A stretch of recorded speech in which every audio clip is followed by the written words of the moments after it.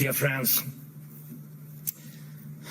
everyone remembers the great American film Groundhog Day with Bill Murray and Andy McDowell.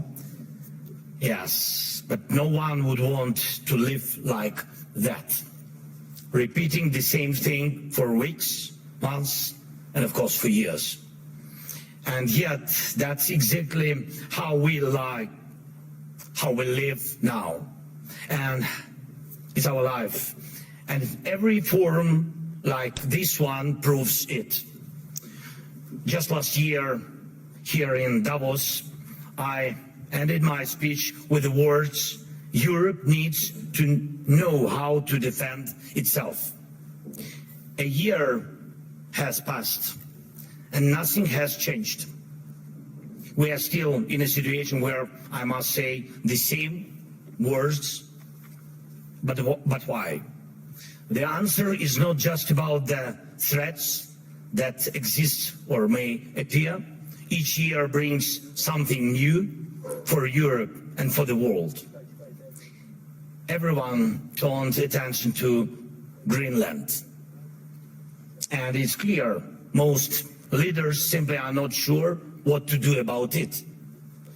And it seems like everyone is just waiting for America to cool down on this topic, hoping it will pass away. But what if will not? What then? There was so much talk about the protests in Iran, but they drowned in blood. The world has not helped enough the Iranian people, and it's true. It has stood aside. In Europe, there was Christmas and New Year celebrations, the seasonal holidays.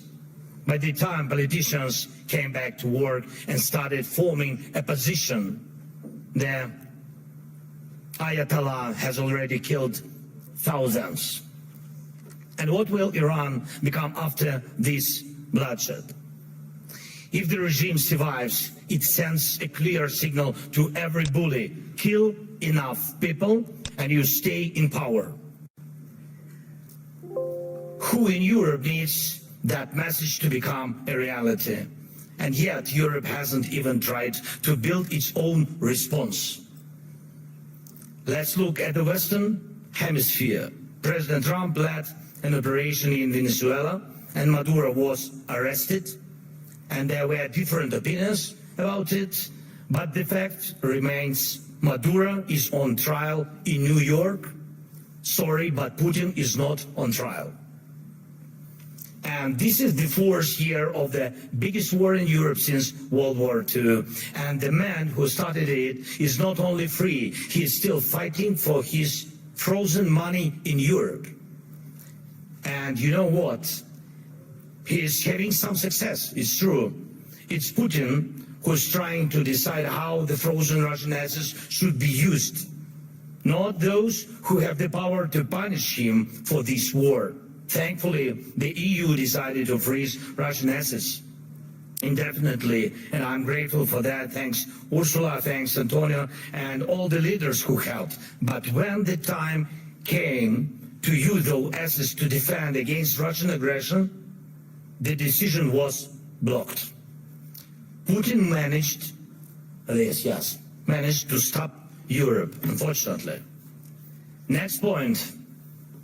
Because of the America's position, people are now avoiding the topic of the International Criminal Court.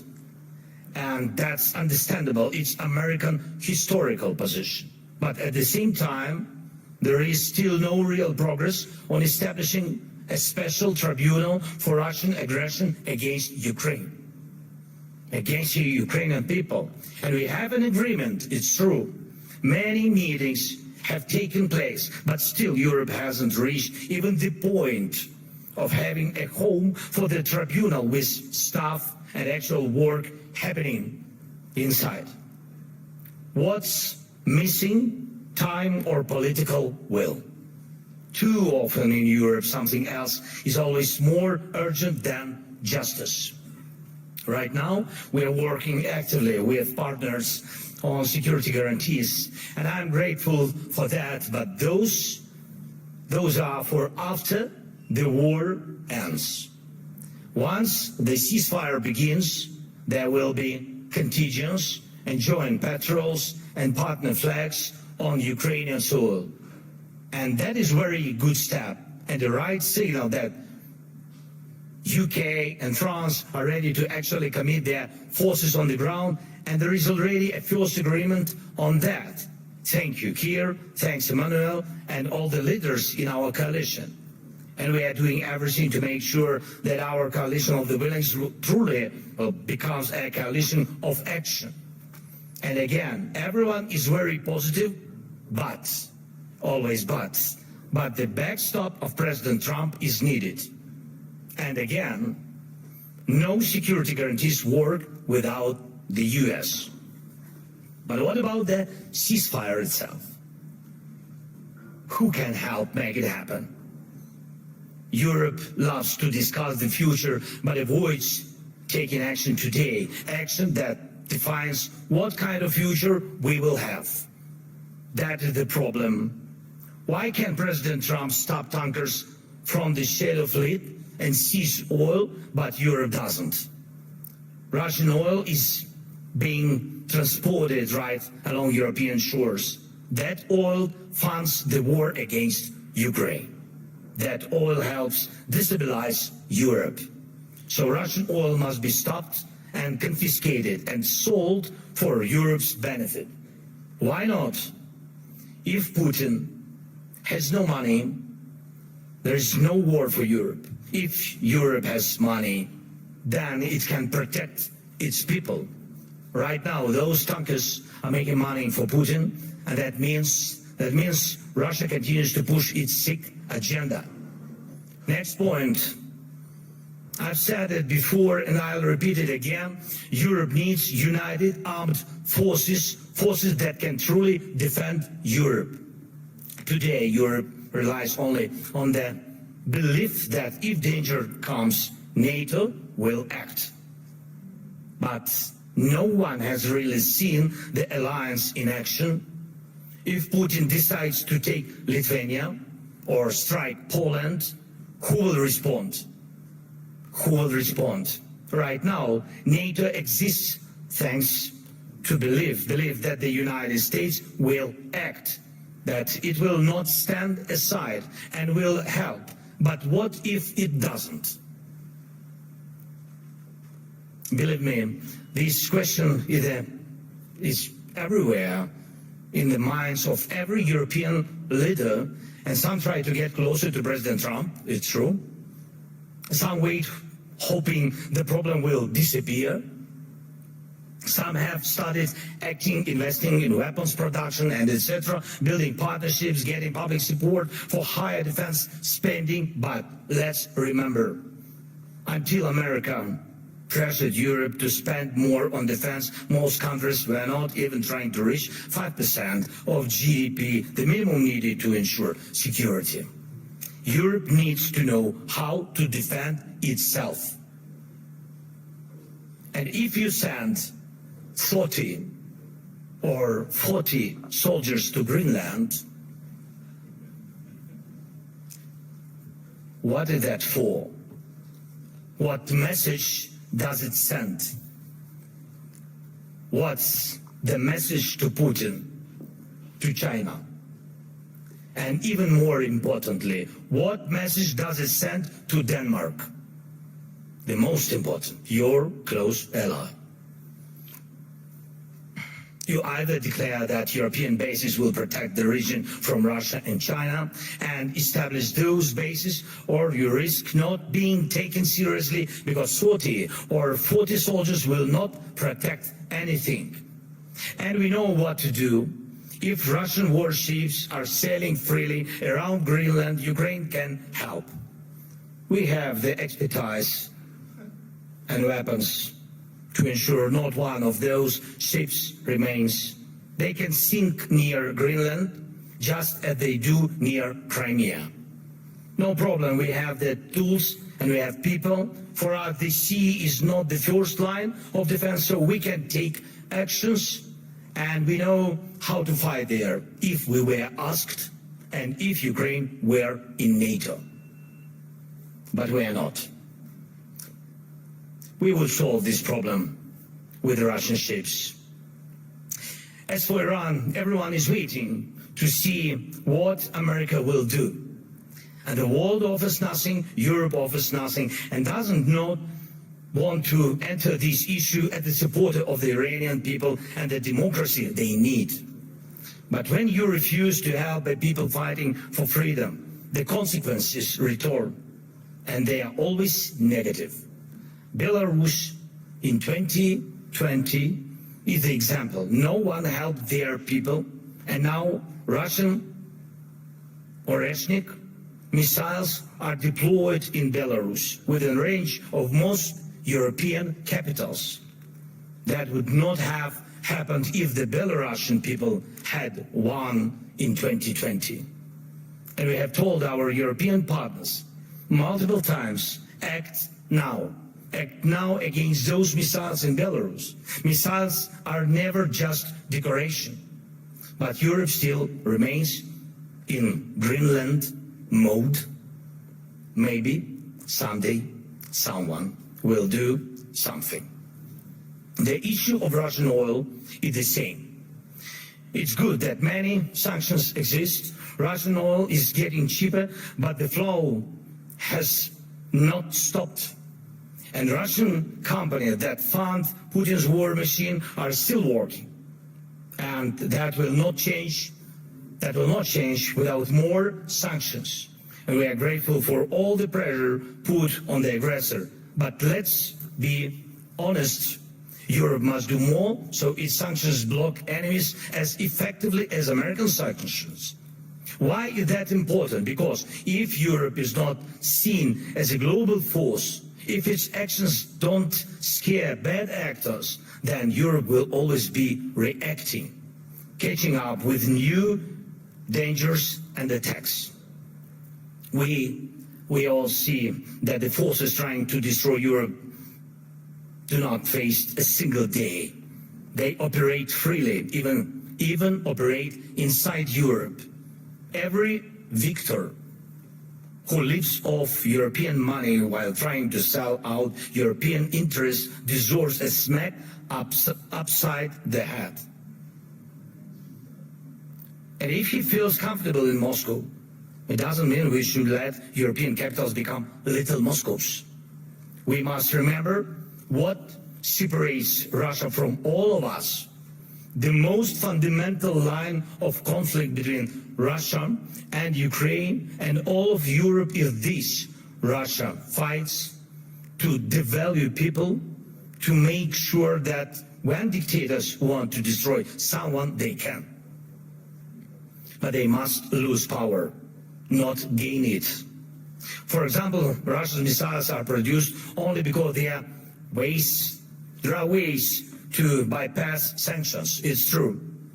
Everyone sees how Russia tries to freeze Ukrainians. Now, our people, Ukrainians to death at minus 20 degrees Celsius.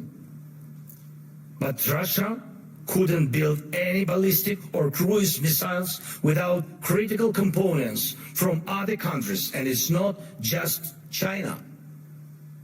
Too often people hide behind the excuse that China helps Russia. Yes, it does. But not only China. Russia gets components from companies in Europe, the United States, and Taiwan. Right now, many are investing in stability around Taiwan to avoid war. But can Taiwanese companies stop contributing electronics to Russia's war? Europe says almost nothing. America says nothing. And Putin makes missiles. And I thank every country, of course, and every company that helps Ukraine repair its energy system. This is crucial. Thank you to all who support the Pearl program, helping us buy Patriot missiles. But wouldn't it be cheaper and easier to just cut Russia off from the components it needs for missiles production, or even destroy the factories making them. Last year, most of the time was spent talking about long-range weapons for Ukraine. And everybody said that the solution was within range. Now, no one is even talking about it. But Russian missiles and Shaheeds are still here. And we still have the coordinates of the factories where they are made. Today, they target Ukraine. Tomorrow, it could be any NATO country. And here in Europe, we are advised not to mention tomahawks. Not to mention tomahawks to the Americans, not to spoil the mood. And we are told not to bring up Taurus missiles. When the subject is Turkey, diplomats say don't offend Greece. When it's Greece, they say be careful with Turkey. In Europe, there are endless internal arguments and things left unsaid that stop Europe from uniting and speaking honestly enough to find real solutions. And too often, Europeans turn against each other, leaders, parties, movements, and communities, instead of standing together to stop Russia, which brings the same destruction to everyone. Instead of becoming a truly global power, Europe remains a beautiful but fragmented kaleidoscope of small and middle powers. Instead of taking the lead in defending freedom worldwide, especially when America's focus shifts elsewhere, Europe looks lost, trying to convince the US president to change. But he will not change. President Trump loves who he is, and he says he loves Europe, but he will not listen to this kind of Europe. One of the biggest problems in today's Europe, though it's not often talked about, is the mindset. Some European leaders are from Europe, but not always for Europe. And Europe still feels more like a geography, history, a tradition, not a real political force, not a great power. Some Europeans are really strong, it's true. But many say we must stand strong, and they always want someone else to tell them how long they need to stand strong, preferably until the next election. But that's not how great power works, to my mind. Leaders say we must defend European interests, but they hope someone else will do it for them. And speaking of values, they often mean valueless. They are all like, we need something to replace the old world order with. But where is the line of leaders who are ready to act? Act now, on land, in the air, at the sea, to build a new global order. You can't build the new world order out of words. Only actions create real order. Today, America has launched the Board of Peace. Ukraine was invited, so was Russia, Belarus, though the war hasn't stopped. And there is not even a ceasefire. And you have seen who joined. Everyone had their reasons. But here is the thing. Europe hasn't even formed a united position on the American idea. Maybe tonight, when the European Council meets, they will decide something. But the documents were already signed this morning, and tonight they might also finally decide something on Greenland. But last night, Mark Rutte had spoken to President Trump. Thank you, Mark, for your productiveness. America is already changing its position, but nobody knows exactly how. So things move faster than we. Things move faster than Europe. And how can Europe keep up? Dear friends, we should not degrade ourselves to secondary roles, not when we have a chance to be a great power together. We should not accept that Europe is just a salad of small and middle powers seasoned with enemies of Europe. When united, we are truly invincible. And Europe can and must be a global force, not one that reacts late, but one that defines the future. That would help everyone from the Middle East to every other region in the world. That would help Europe itself, because the challenges we face now are challenges to the European way of life, where people matter, where nations matter. Europe can help build a better world. Europe must build a better world, and a world without war, of course. But for that, Europe needs strength. For that, we must act together and act in time. And most of all, we must have the courage to act. And we are actively working to reach solutions, real solutions. Today, we met with President Trump, and our teams are working almost every day. It's not simple. The documents aimed at ending this war are nearly ready, and that really matters. Ukraine is working with full honesty and determination, and that brings results. And Russia must become ready to finish this war, to stop this aggression, Russian war against us. So the pressure must be strong enough, and the support for Ukraine must grow even stronger. Our previous meetings with President of the United States brought us air defense missiles, and thanks Europeans, they helped also. And today we also spoke about the protecting the skies, which means protecting lives, of course. And I hope America will continue to stand with us. And Europe must be strong. And Ukraine is ready to help with anything needed to guarantee peace and prevent destruction. We are ready to help others become stronger than they are now. We are ready to be part of a Europe that truly matters, a Europe of real power, great power. Today we need that power to protect our own independence, but you need Ukraine's independence too, because tomorrow you may have to defend your way of life.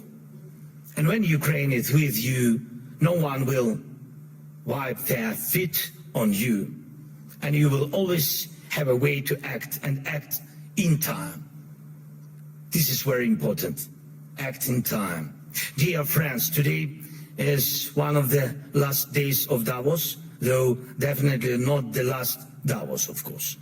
And everyone agrees on that. And many people believe that somehow things will work out on their own. But we cannot rely on somehow.